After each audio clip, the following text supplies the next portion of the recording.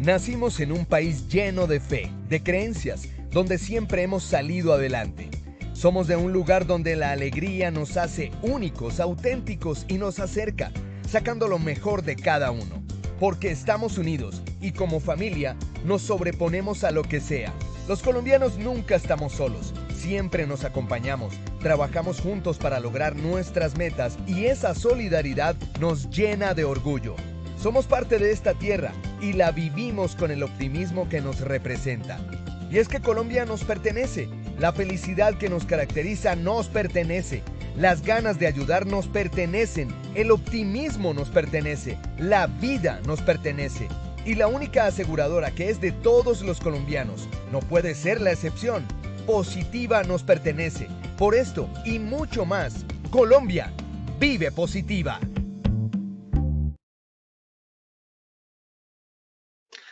Muy buenas tardes para todos nuestros asistentes. Reciban un cordial saludo desde Positiva Compañía de Seguros S.A. Soy Wilmer Carrasquilla y les doy la bienvenida a nuestro evento web de la Comunidad Nacional de Conocimiento para la Prevención de Riesgos Eléctricos. El día de hoy estaremos con nuestra acción educativa titulada Matriz de Peligros para la Evaluación y Valoración del Riesgo Eléctrico. Para iniciar nuestro evento web, quiero darle una muy especial bienvenida a nuestro experto de la comunidad, el ingeniero Julio Ricardo Patarroyo Montejo. Él es ingeniero industrial especializado en mercadeo y en salud ocupacional. Ingeniero Patarroyo, muy buenas tardes y bienvenido. Wilmer, buenas tardes, muchas gracias. Sean igualmente todos los participantes bienvenidos a nuestra acción educativa de hoy dentro de esta comunidad del conocimiento para la prevención del riesgo eléctrico. Vamos a tener hoy una sesión bastante interesante, como comentaba Wilmer, relacionada con las matrices de peligros para la evaluación y valoración del riesgo eléctrico. Vamos a ver eso que compone la matriz, cómo es el tema o el proceso de identificación o reconocimiento de los peligros y cómo se puede hacer la evaluación y valoración de el riesgo eléctrico. Esto es marcado dentro de una metodología que debe ser válida, que está dentro de nuestros objetivos, repasar esta metodología, ya lo vamos a ver, para poder lograr lo que buscamos en nuestra área de trabajo, que es evitar, prevenir el accidente de trabajo por contacto con este peligro. Hoy estamos llegando a nuestra cuarta sesión dentro de esta ruta del conocimiento del año 2022, de las 7 planteadas, quiere decir que vamos por la mitad. Esperamos que hayan sido de bastante provecho, de bastante utilidad para ustedes.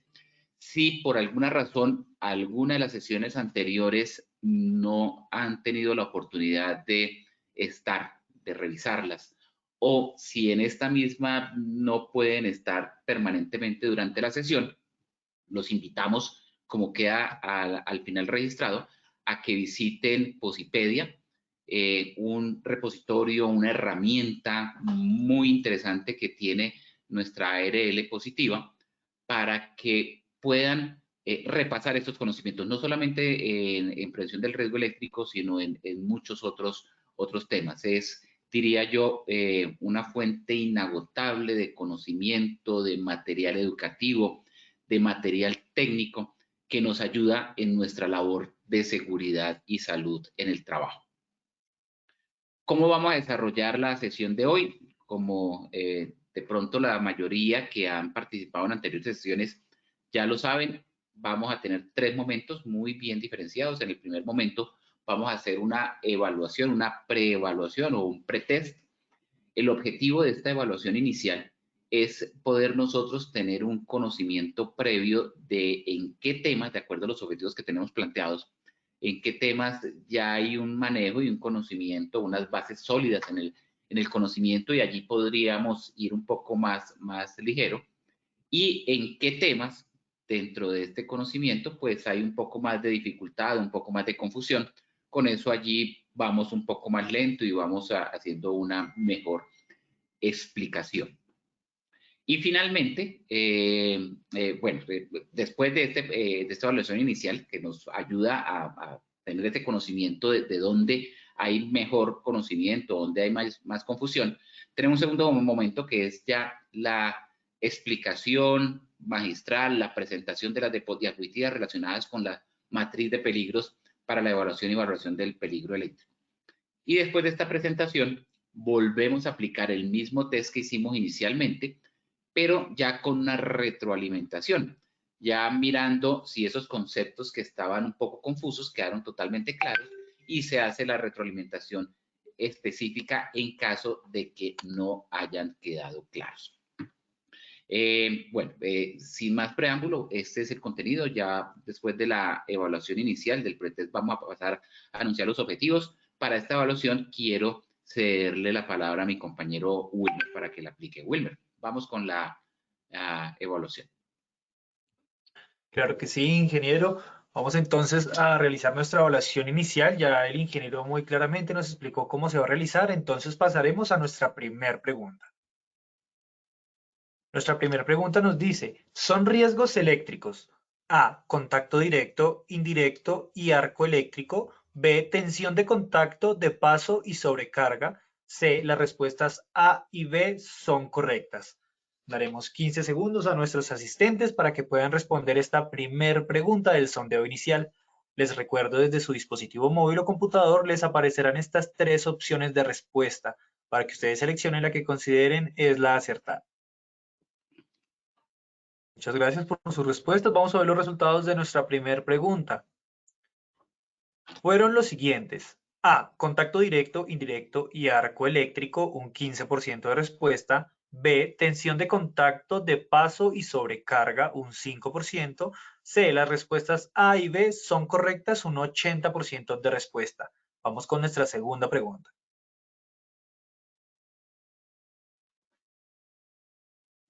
Nuestra segunda pregunta nos dice, para evaluar el riesgo eléctrico se considera A, probabilidad y consecuencia, B, lesiones y daños, C, accidentes y lesiones. 15 segundos para responder nuestra segunda pregunta.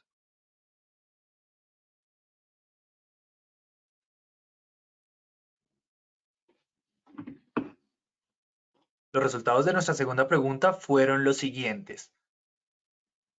A, probabilidad y consecuencia, un 84% de respuesta. B, lesiones y daños, un 6%. C, accidentes y lesiones, un 10%.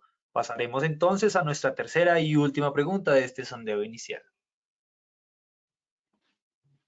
Nos dice nuestra tercera pregunta, la probabilidad de un accidente está determinado por A, la deficiencia o falta de control. B, la exposición al riesgo. C, las respuestas A y B son correctas. Igualmente, 15 segundos para que puedan responder nuestra tercera y última pregunta.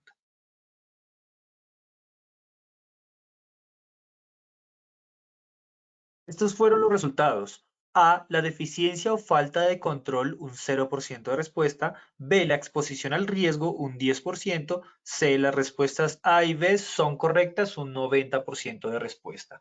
A todos, muchísimas gracias por participar de nuestro sondeo inicial. Nos veremos en el sondeo final de esta acción educativa. Los dejamos con el ingeniero Patarroyo.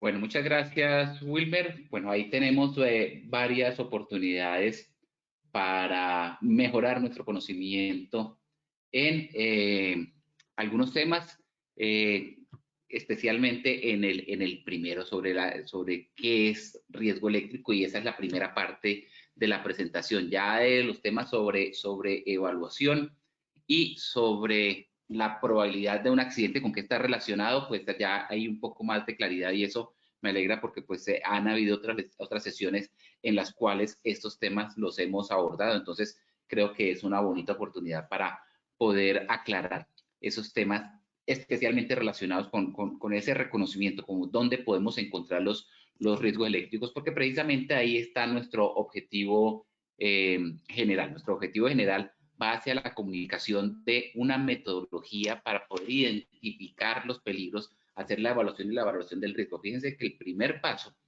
que tenemos dentro de esto que configura la matriz, que conforma la matriz de peligros, es la identificación de los peligros, el reconocimiento de los peligros. Entonces, ahí vamos a ir bastante lento y a prestar bastante atención. Objetivos específicos, pues repasar esa metodología en términos generales. El contexto es repasar esa metodología para la identificación de peligros y la evaluación y valoración de los riesgos eléctricos. El segundo objetivo es comunicar los principales riesgos eléctricos derivados de nuestras actividades laborales, y pues ahí es donde vamos a revisar dónde están presentes, cómo se presentan, cómo se manifiestan, cuáles son esas condiciones o circunstancias en el entorno laboral que nos pueden generar ese peligro eléctrico, ese riesgo eléctrico, ese contacto con energías vivas, con redes vivas, o con redes energizadas, o con equipos que estén energizados. Y el objetivo específico número 3 es conocer las variables para la evaluación de los riesgos eléctricos. ¿Qué variables confluyen o permiten hacer una calificación del riesgo eléctrico ya cuando de peligro se ha convertido en riesgo? Siempre es importante recordar que ese proceso de identificar, evaluar y valorar los riesgos en las instalaciones eléctricas o en cualquier empresa, en cualquier proceso, en cualquier actividad en el que haya posibilidad de contacto eléctrico, pues es bastante necesaria para poder garantizar la seguridad de las personas. ¿Por qué? Porque si tenemos la posibilidad de hacer esa identificación, evaluación y valoración de una manera correcta, pues se da el siguiente paso, que es el control, que es la prevención. Y de esta manera, pues se garantiza esa seguridad, y no solamente de las personas, también de cualquier ser vivo, animal o vegetal. Y obviamente la protección al entorno, la protección al medio ambiente se va a ver beneficiada. Entonces, es de gran importancia poder realizar este proceso. Si vamos hacia el final, hacia la justificación básica, pues es una obligación de ley. Sí, está en el decreto 1072, que se debe hacer la identificación, evaluación y valoración de los riesgos. Está en la resolución 5018 relacionada con la seguridad y salud en el trabajo para el sector eléctrico, pero pues esa sería una justificación muy básica. La justificación real y la justificación más importante, considero yo, es que eso nos permite garantizar seguridad en nuestros procesos, garantizar seguridad en nuestros individuos y garantizar seguridad en el entorno. ¿Qué criterios entonces se establecen para poder hacer este proceso de identificación, evaluación y valoración? Pues en primer lugar es necesario contar con una metodología importante, porque por ser tan importante el proceso, tan necesario, tan básico, tan fundamental, tan prioritario este proceso, pues se necesita hacerlo de una manera sistemática, de una manera metódica, de una manera que nos garantice que siempre lo vamos a desarrollar de la misma manera, y que independiente de la persona que vaya a analizar ese proceso, que vaya a desarrollar ese análisis, pues siempre se haga de la misma forma, siempre se haga con los mismos criterios y considerando las mismas variables. Entonces, por eso que es muy importante definir y contar con una metodología para esa identificación de peligros, evaluación y valoración de los riesgos.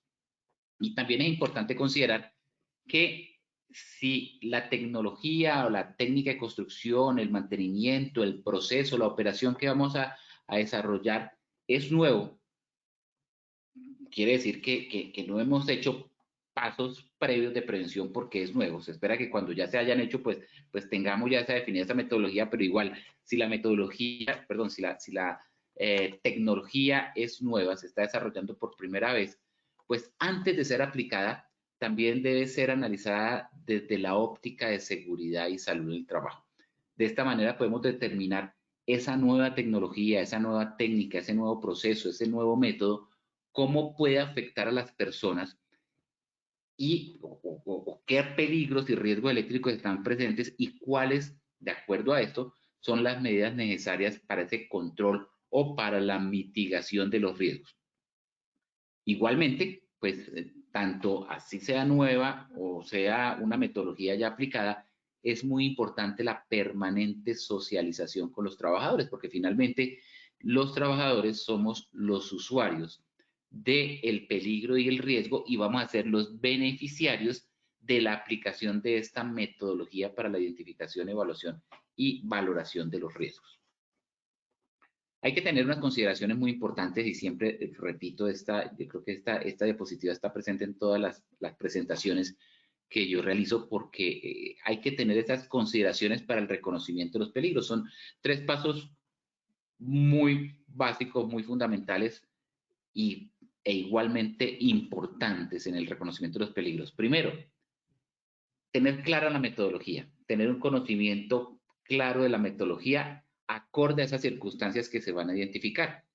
Si estuviéramos identificando peligros y riesgos químicos, seguramente era otra metodología totalmente diferente. Si estuviéramos identificando peligros y riesgos de incendio, de explosión, etcétera, pues seguramente la metodología es totalmente diferente, así como otros tipos de peligros que hay en la seguridad y salud en el trabajo, como el psicosocial, que hay una batería específica para la identificación, prevención y control del riesgo psicosocial. Pues igualmente, para el peligro eléctrico, pues existen unas metodologías y en general metodologías aplicadas para cualquier peligro de la seguridad industrial, que están orientados a que generen un accidente de trabajo. Y es muy importante tener el conocimiento pleno, tener ese manejo total de la metodología y muy enfocado y aplicado a esa circunstancia específica que se va a identificar. En segundo lugar, es planear la estrategia y los modelos a emplear para la identificación. ¿Qué estrategia se va a seguir en el levantamiento de la información, en el análisis de la información y cuáles son las variables y características que se van a considerar en el momento de la evaluación y la valoración? ¿Cuáles son los elementos que pueden impactar negativamente, pero también hay elementos que pueden impactar positivamente esa circunstancia que se ha identificado? Cuando digo impactar negativamente es que potencializa la posibilidad de un accidente o una consecuencia no esperada. Y cuando digo impactar positivamente es porque la atenúa, lo mitiga, lo hace menos probable, menos posible o con consecuencias de menor gravedad. Y en tercer lugar, el desarrollar la identificación, pues conforme, esa identificación de peligro y riesgos, conforme al desarrollo o al flujo natural del proceso. A ver cómo se va desarrollando esa identificación de peligros de acuerdo a el flujo del proceso, al recorrido del proceso. Igualmente, pues este trabajo o este tipo de acciones, este tipo de actividades, pues deben ser realizadas con determinada técnica y determinado profesionalismo. ¿Qué significa? Que las personas que realicen esta identificación y reconocimiento de los peligros, pues deben tener un perfil que debe ser muy, muy específico. En primer lugar, tener un conocimiento del área. Si una persona no tiene un conocimiento del área, seguramente pueden haber condiciones, pueden haber circunstancias o pueden haber partes del área en las cuales no pasa por alto y no interviene, y van a ser áreas en las que seguramente pueden presentar accidentes. Segundo, un conocimiento de las normas, regulaciones y códigos relevantes. Las normas relacionadas con la seguridad eléctrica son normas, así sean legales, son muy técnicas. Obviamente existen muchos códigos técnicos, mucha regulación técnica a la que seguimos fielmente para poder evitar accidentes, y aún así las normas legales también son normas que son escritas de una manera muy técnica. Entonces es muy importante tener un conocimiento global, no diría un conocimiento general de las normas, regulaciones y códigos, sino un conocimiento específico de normas, regulaciones y códigos relevantes con el peligro eléctrico. Igualmente, tener esa habilidad, esa experiencia, ese conocimiento para realizar el proceso de control de riesgos, porque es lo que buscamos. Para eso hacemos el reconocimiento y para eso hacemos la evaluación y el control. Bueno, el reconocimiento y la identificación lo hacemos para saber dónde están. La evaluación y valoración es para hacer una priorización, pero finalmente esos dos elementos previos nos sirven para hacer el control, para tomar la prevención y tener una relativa seguridad, garantía de que esa situación de peligro pues no va a ocasionar un accidente o una lesión.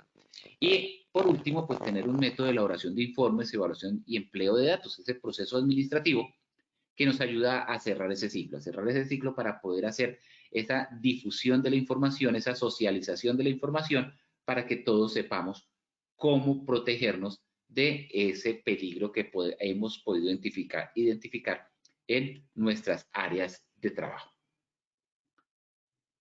Es necesario realizar una serie de preguntas, hacernos como una serie de preguntas cuando queremos hacer el reconocimiento y la identificación de peligros.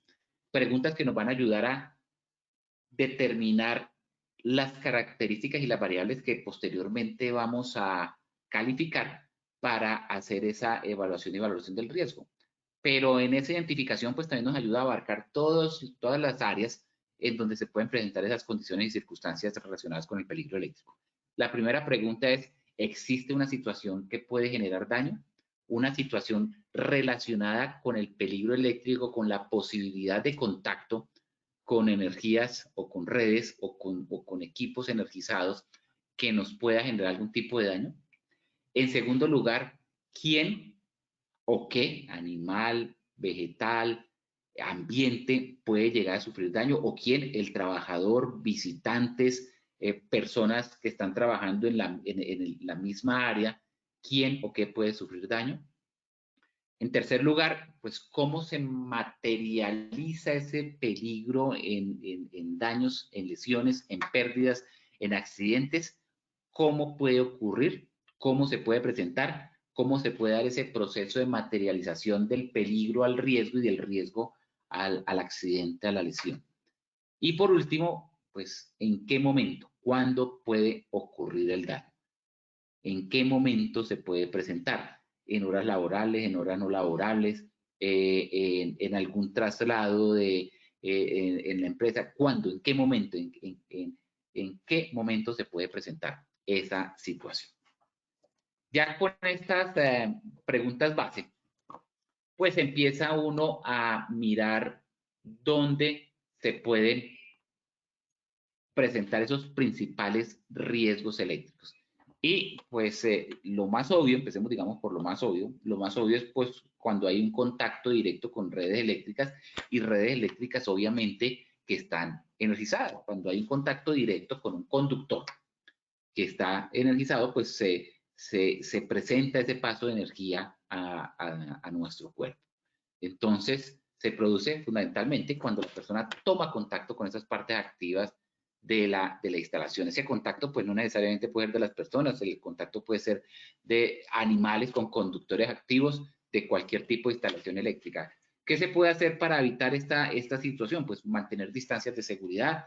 Ustedes, y en otra presentación está, en la resolución 5018 podemos revisar cuáles son esas distancias de seguridad que hay que respetar, que hay que cumplir pues para evitar este contacto directo con estas redes eléctricas.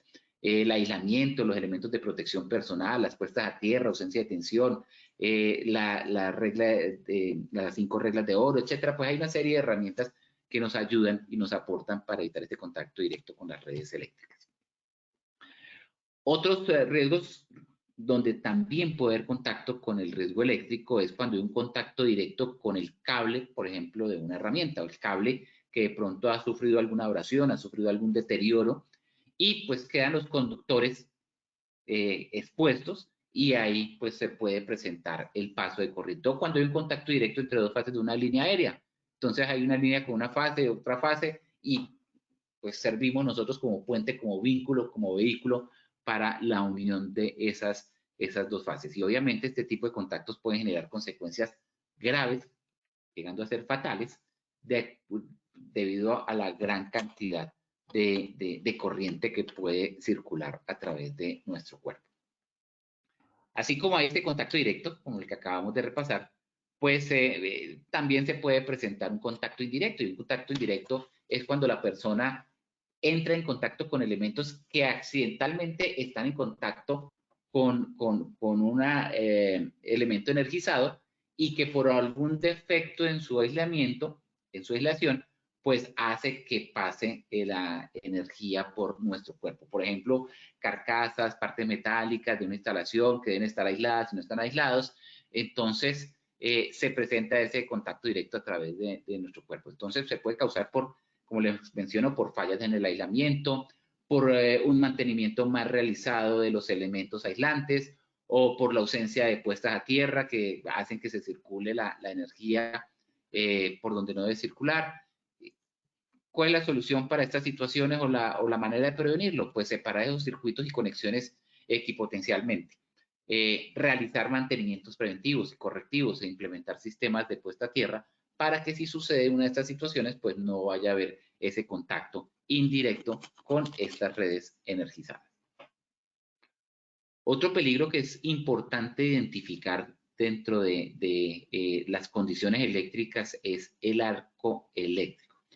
Y el arco eléctrico, pues más allá que del contacto con la electricidad, pues es esa descarga energética que genera altas intensidades de calor, que pueden llegar hasta los 20.000 grados centígrados, y que por la misma descarga de energía, pues también presenta proyección de partículas.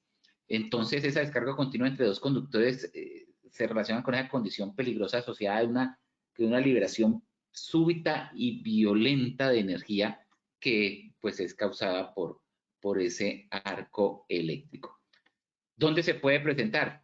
En instalaciones de alta tensión, como en tableros de subestaciones aéreas, en cables de distribución eléctrica, en armarios de energía, en armarios de interruptores, en cables de alta tensión, etcétera, etcétera. Y ese, digamos, uno de los accidentes más violentos que pueden haber o existir con energía eléctrica. La electricidad estática también hay que considerarla. ¿Cuándo se puede generar electricidad estática? Pues la electricidad estática se genera cuando hay unión y separación constante de materiales con la presencia de un aislante, o cuando hay una presencia de una fricción entre un fluido y un sólido, pues ahí se puede generar también esa electricidad estática. ¿Cómo se disipa o cómo se previene? Pues darán sistemas de puesta a tierra, equipotenciales, aumentando la humedad relativa, utilizando pisos conductivos, etcétera. Pues hay una serie de herramientas de prevención, pues que serán motivo de otra presentación. ¿Qué otro tipo de riesgo eléctrico se debe reconocer y se debe identificar? Pues los cortocircuitos, la posibilidad de los cortocircuitos, que son fallas que generalmente se dan cuando se unen dos conductores generando chispa, dos conductores que no deberían unirse, que no están diseñados para unirse y que se espera que no se unan, por lo tanto están aislados, pero que por alguna circunstancia o fallo del aislante pues terminan uniéndose. ¿Qué se debe utilizar? Fusibles, cortacircuitos, interruptores, etcétera, y permanentemente pues revisar el estado de los conductores o los cables de una manera periódica.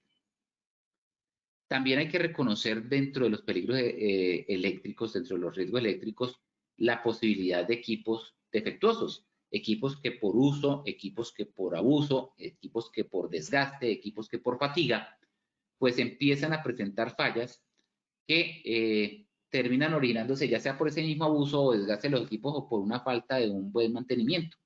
Entonces, pues se presenta esa posibilidad de contacto eléctrico. Ahora también dentro del uso del abuso, pues está contemplado la manera como se transportan los elementos, la manera como se manejan las instalaciones, el cableado, cómo se manipulan, pues esto termina llevando a que el equipo sea o esté defectuoso. ¿Cómo se puede manejar? ¿Cómo se puede prevenir? Pues a través de mantenimientos predictivos, mantenimientos preventivos y obviamente pues si es necesario mantenimientos correctivos para mantener esas instalaciones eléctricas de acuerdo a las normas técnicas y a las normas legales tal como está establecido. ¿Qué otros riesgos eléctricos podemos encontrar? Pues por problemas naturales, rayos. Cuando cae un rayo, pues esas averías puede causar averías. ¿Por qué se pueden presentar? Porque hay fallas en el diseño, porque hay fallas en la construcción, en el mantenimiento de esos sistemas de protección contra rayos, pues hacen que termine llegando y obviamente haciendo estos daños dentro de las instalaciones. ¿Qué se debe hacer? Instalar dispositivos de protección contra las subestaciones, para rayos, bajantes, sistemas de puesta a tierra, apantallamientos, etcétera, que eso pues favorece o protege contra este peligro. La tensión de contacto es otro riesgo muy importante para identificar que se presenta a causa de esos mismos rayos o a causa de fallas de la puesta a tierra, fallas del aislamiento y descuidos en las distancias de seguridad. ¿Qué se debe hacer para prevenir la tensión de contacto? Pues contar con sistemas de puesta a tierra que sean acordes al nivel de tensión que se está manejando, restringir el acceso y mantener la equipotencialidad de los elementos. También hay que considerar una tensión de paso. ¿Qué sucede con la tensión de paso? Pues que son generados también por rayos, por fallas de la puesta a tierra, por fallas de aislamiento, por descuidos en las distancias de seguridad. ¿Qué se debe hacer? Tener alta resistencia en el piso, bajo los pies y obviamente sistemas de puesta a tierra adecuados, restringir acceso, mantener equipotencialidad, etc. Fíjense que tanto rayos, tensión de contacto, tensión de paso, pues tienen el mismo origen y tienen sistemas y medidas de prevención y protección muy similares. ¿Qué otros riesgos se presentan? Y lo veíamos creo que en la sesión pasada de peligro eléctrico, las sobrecargas. Cuando se sobrecargan las líneas, cuando se sobrecargan las redes, pues no estamos haciendo otra cosa que violando los límites nominales que debemos considerar en las instalaciones eléctricas. Entonces, pues para esto es necesario instalar interruptores automáticos, fusibles y cortacircuitos con dimensionamiento adecuado para el buen funcionamiento. Y la ausencia de energía, otro riesgo eléctrico, pues se presenta cuando hay fallas o daños en la red local, daños de accidentes y daños en equipos o fallos internos en las instalaciones, sobrecarga y cortos, entre otros. ¿Qué se va a hacer? Pues disponer de plantas de emergencia y transferencia automática de energía. Disculpen que me está anunciando el computador falla eléctrica. 5 segundos para conectarlo a red, hablando de riesgos eléctricos.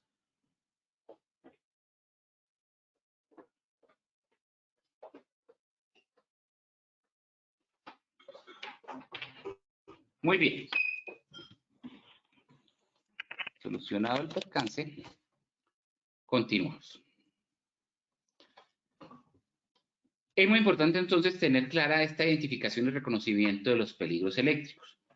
El segundo paso, después de hacer esa identificación, hacer un recorrido sistemático por todas las áreas del proceso, haciendo las preguntas de qué puede hacer daño, cómo puede hacer daño, cuándo puede hacer daño, a quién le puede hacer daño, cómo se puede manifestar, haciendo ese reconocimiento del contacto directo, la tensión nominal, cómo puede haber esa transferencia, ese contacto de energía con nuestro cuerpo, pues pasamos a un proceso de evaluación del riesgo.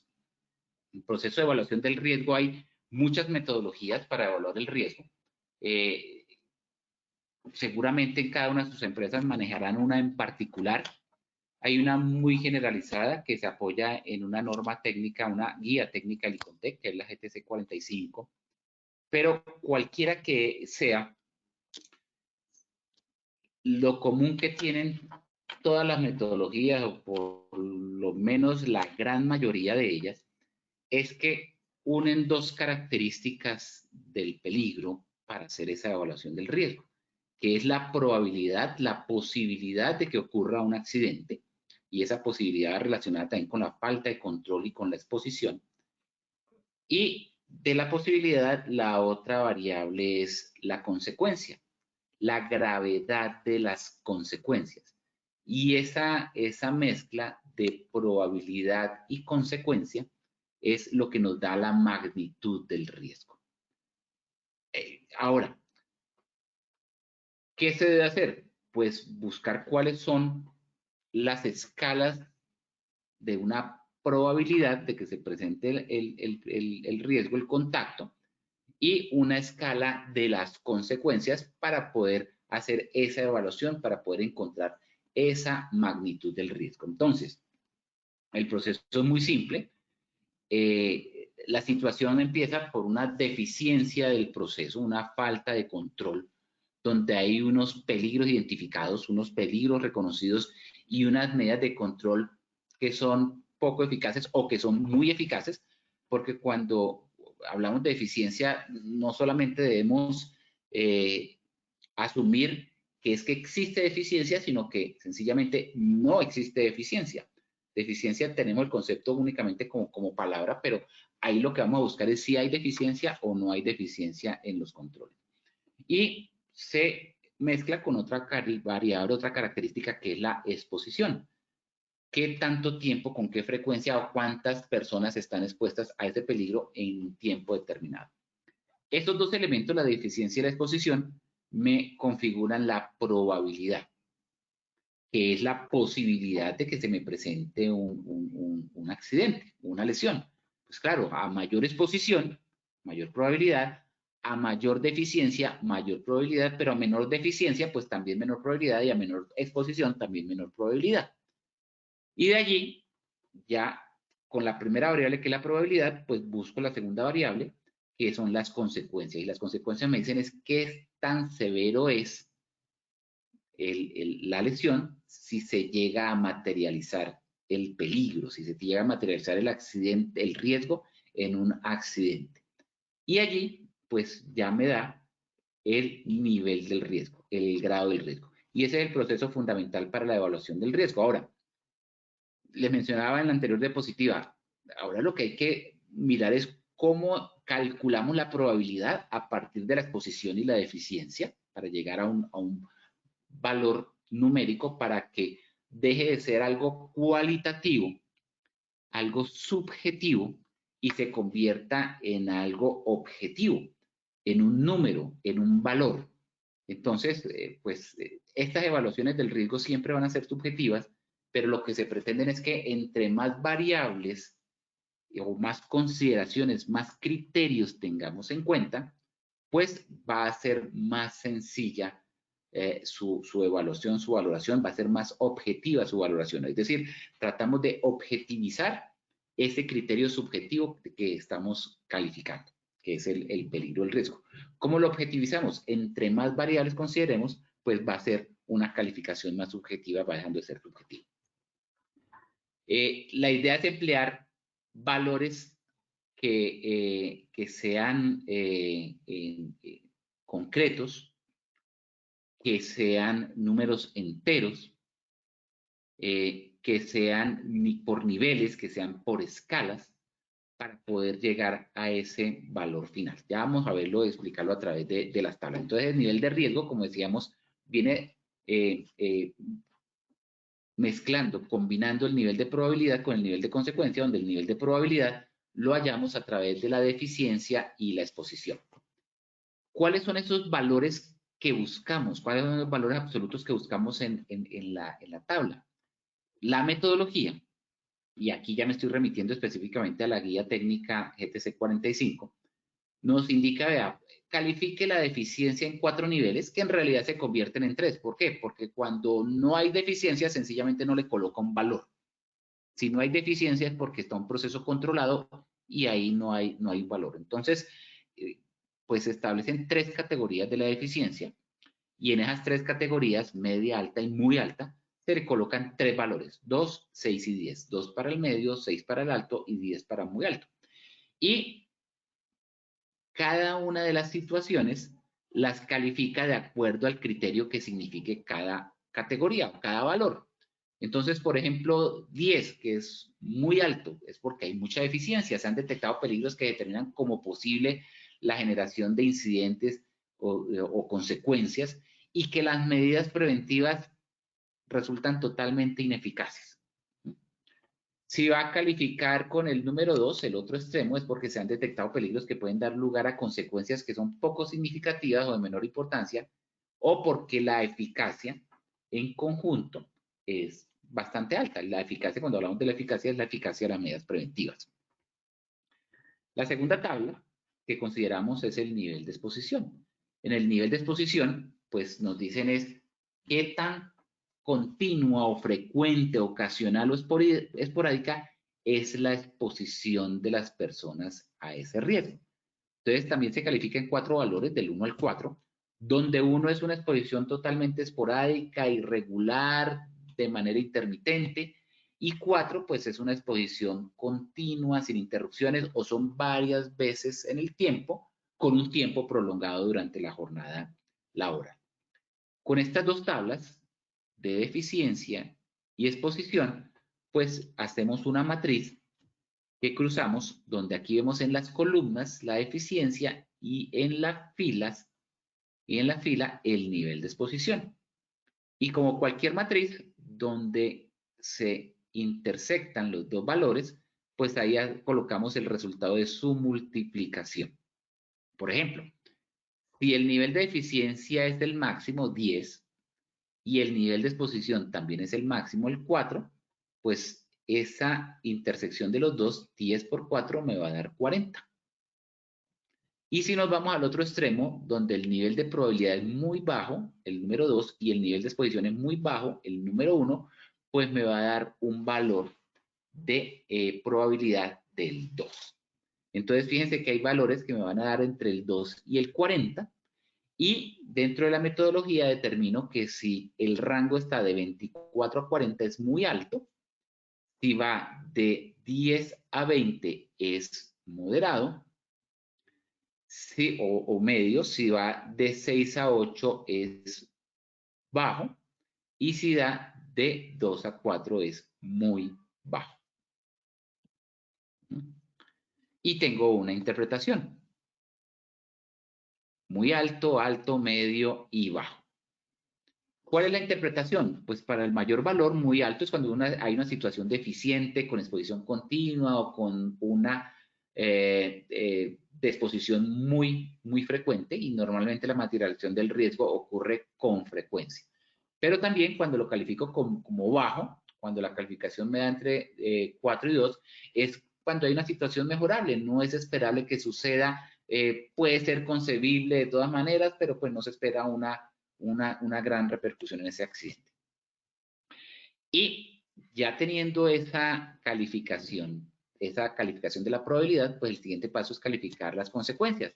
Y en las consecuencias, nuevamente, establezco 4 categorías donde puedo tener unas consecuencias leves, lesiones o enfermedades que requieren o no requieren incapacidad o muy poca incapacidad temporal, o cuando lo califico de la manera más alta, con el número 100, es porque hay muertes o múltiples muertes, fatalidades. Y obviamente pasa por 2 valores intermedios de grave y muy grave, cuando hay lesiones o enfermedades con incapacidad temporal o cuando hay lesiones o enfermedades con una incapacidad permanente. Nuevamente estos valores se integran en una matriz que van en las columnas, en la columna con el nivel de consecuencias y en la fila con el nivel de probabilidad. Y de igual manera, como recuerden que el nivel de probabilidad es un rango, pues se encuentran en cada intersección rangos. Por ejemplo, el mayor rango se multiplica el 100 o se intersecta el 100, que es la mayor consecuencia, con la mayor probabilidad, que es de 40 a 24, me va a dar entre 4.000 y 2.400, entre 4.000 y 2.400, y la menor consecuencia con la menor probabilidad me va a dar entre 20 y 40. Y también pues voy a tener 3 categorías, 4 niveles de riesgo, 1, 2, 3 y 4, como lo vemos en la tabla, donde ya cada condición, cada circunstancia de riesgo la califico y me va a dar valores entre 20 y 4.000. Como estamos hablando de riesgos, el riesgo prioritario que manejo, el riesgo 1, color rojo, es entre 600 y 4.000. ¿Qué significa? Que la situación es crítica y necesita una corrección urgente. Recomendación: suspender el proceso, parar el proceso. Si da entre 150 y 500, en nivel de riesgo 2, pues se debe corregir y adoptar medidas de control. Cuando el riesgo es 3, entre 120 y 40, es porque hay que mejorar, que será conveniente justificar la intervención y su rentabilidad. Y cuando el riesgo es bajo, el nivel de riesgo es bajo, cuando da un valor de 20, pues es necesario mantener esas medidas de control exigentes, hacer revisiones periódicas, mantener los programas de inspección, capacitación, formación, etc. Ya teniendo evaluado el riesgo, porque aquí tenemos es la evaluación y empezamos con un proceso de valoración para determinar la prioridad. ¿Cómo se hace la valoración? Pues nos comparamos con patrones predeterminados. Determinamos cuáles son los criterios de aceptabilidad del riesgo. Determinamos si los controles son suficientes o no son suficientes. Determinamos cuáles son nuestros requisitos legales aplicables y de otra índole, cuáles son los requisitos de nuestros clientes o nuestros proveedores, según sea el caso. Determinamos cómo están esos niveles de riesgo de acuerdo a nuestras políticas, nuestros objetivos, nuestros métodos, nuestros aspectos operacionales, y ahí empezamos a determinar esa valoración para aceptar el riesgo. ¿Qué es lo que se hace normalmente? Pues obviamente los riesgos nivel 1 y 2 son no aceptables y los riesgos 3 y 4 son aceptables, pero el que sean aceptables no quiere decir que no se haga nada. Si son aceptables, pues tienen que mejorarse, son mejorables, y se deben mantener esos procesos de inspección, de capacitación, de formación y de entrenamiento para que no migren hacia una no aceptabilidad. Y los riesgos no aceptables, pues hay que mirar en dónde radica su peligrosidad. Cómo se puede manejar entonces la consecuencia, cómo se puede disminuir la probabilidad a través de la deficiencia y la exposición para bajarlo a unos niveles que sean aceptables. Con el riesgo no aceptable, entonces, aplicación rigurosa de los sistemas de gestión con objetivos, metas, indicadores y cronograma. Y el riesgo aceptable, obviamente, también hace parte del sistema de gestión a través de un plan de acción y un plan de mejora para mantenerlo en unos bajos niveles. En ese tratamiento del riesgo, pues lo que hacemos es medir el riesgo y compararlo con un patrón. Seguramente esos riesgos color rojo, como trabajo en alturas, como riesgo eléctrico, son prioritarios. Otros riesgos como el amarillo, el naranja, como el riesgo mecánico, biomecánico, etcétera, pues tienen un potencial más bajo, pero igual todos son intervenibles, todos se deben intervenir. Se define si el riesgo es aceptable y la organización, la empresa define la aceptabilidad del riesgo de acuerdo a sus recursos, sus posibilidades, sus recursos de intervención, sus políticas. Igual también hay que intervenirlo de alguna manera y de esta manera se hace la priorización para iniciar una intervención secuencial y sistemática de los riesgos. A manera de ejemplo, esta es un esquema, un formato, un cuadro que nos trae la misma guía técnica 45 de los elementos que hay que considerar en la identificación, evaluación y valoración del riesgo, donde las primeras columnas están orientadas a hacer esa identificación, en qué proceso, en qué zona, en qué lugar, en qué actividad, cuál es la tarea, si esa tarea es rutinaria o no es rutinaria, el tipo de peligro que es, en qué categoría está, cómo se define, cómo se clasifica, cuáles son los efectos posibles, qué controles existen, controles actuales existentes. Hasta allí van los elementos de la identificación y el reconocimiento de los peligros. Y después vienen los elementos para la evaluación. ¿Cuál es el nivel de eficiencia? ¿Cuál es el nivel de exposición? ¿Cuál es la probabilidad? ¿Cuál es la consecuencia? ¿Cómo se priorizan? Entonces allí se encuentra la evaluación y la valoración. Y por último, pues se establecen los controles, las medidas de protección, ya sean de acuerdo a la jerarquía de los controles que se establece en el decreto 1072, que se puede eliminar, que se puede sustituir, que se puede establecer como control de ingeniería, como controles administrativos y como elementos de protección personal. Bueno, esto fundamentalmente es el recorrido del tema para el día de hoy. Con esto quisiera nuevamente cederle la palabra a Wilmer para que por favor apliquemos nuevamente el sondeo y podamos hacer la retroalimentación. Wilmer, tiene la palabra, por favor. Ingeniero Patarroyo, muchísimas gracias por tu intervención. Vamos a pasar entonces a nuestra primera pregunta de este sondeo final. Nuestra primera pregunta nos dice, ¿son riesgos eléctricos? A, contacto directo, indirecto y arco eléctrico. B, tensión de contacto, de paso y sobrecarga. C, las respuestas A y B son correctas. Vamos a darle 15 segundos a nuestros asistentes para que puedan responder nuestra primera pregunta.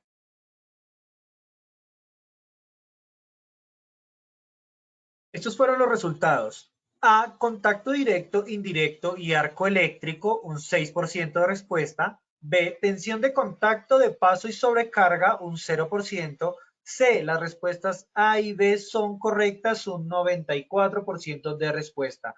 Ingeniero, ¿qué tal nos fue nuestra primera pregunta? Bueno, nos fue bastante bien.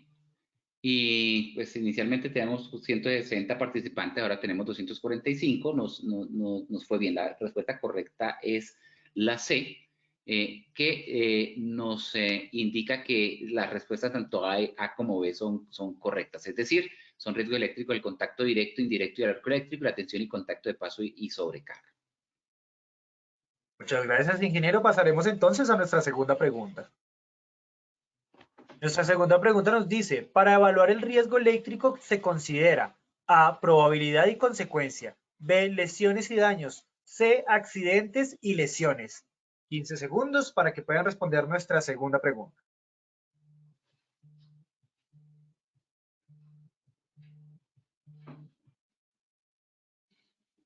Los resultados de nuestra segunda pregunta son los siguientes. A, probabilidad y consecuencia, un 93% de respuesta. B, lesiones y daños, un 1%. C, accidentes y lesiones, un 5% de respuesta, ingeniero. Bueno, mejoramos sustancialmente en las respuestas, en los aciertos. La respuesta correcta es la A, como tuvieron el 93%.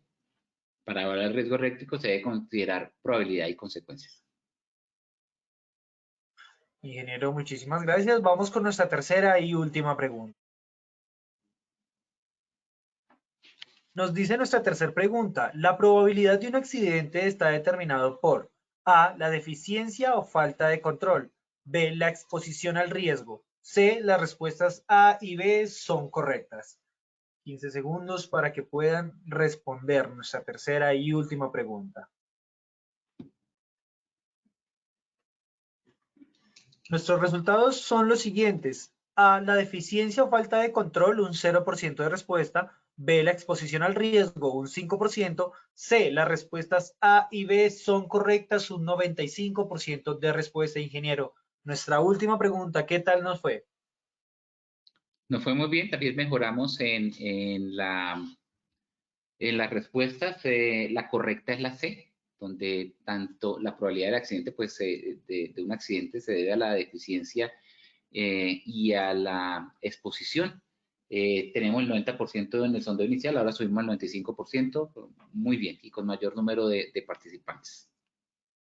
Ingeniero, muchísimas gracias. Tenemos espacio, nos alcanza el espacio para unas preguntas que tienen nuestros participantes. Se las voy a hacer entonces, nos hace la señora Yuli Milena Devia, nos dice, buenas tardes, ¿cuánto sería la distancia mínima en los trabajos cercas a las líneas de alta tensión?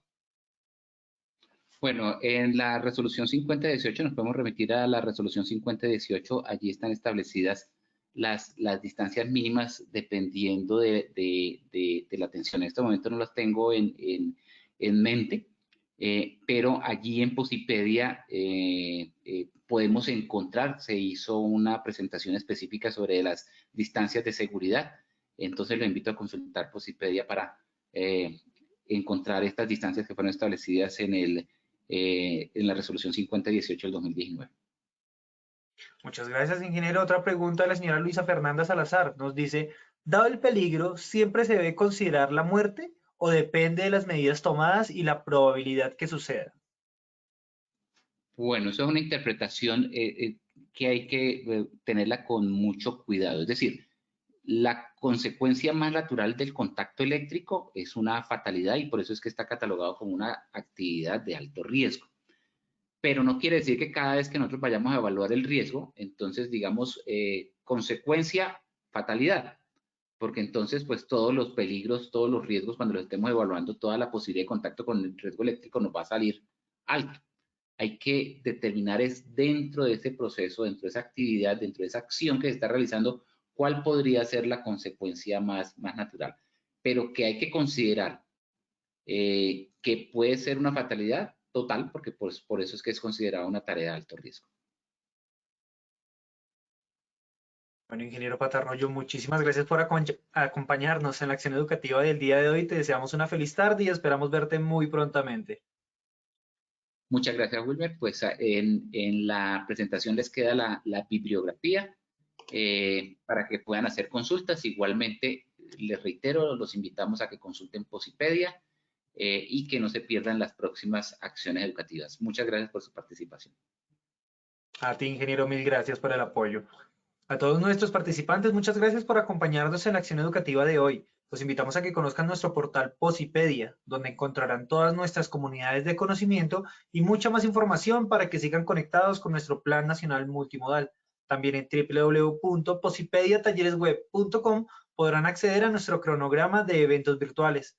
Recuerden que el certificado de este evento se generará de 1 a 8 días hábiles después de terminada esta acción educativa y podrán acceder a él por medio de nuestra plataforma positivatravesía.com. Agradecemos diligenciar la encuesta de satisfacción que les aparecerá al finalizar el evento. Los dejamos con el siguiente audio coaching. Que tengan una muy buena tarde.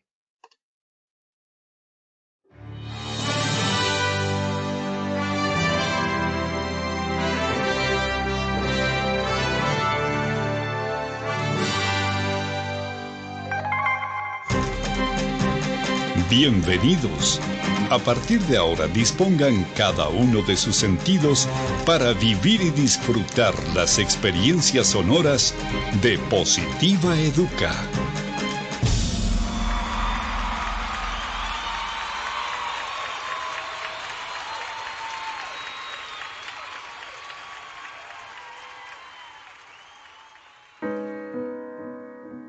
No sabes cuántos caminos tuve que recorrer y cuántos obstáculos debí superar para llegar hasta aquí y lograr ser parte de ti y que tú seas parte de mí.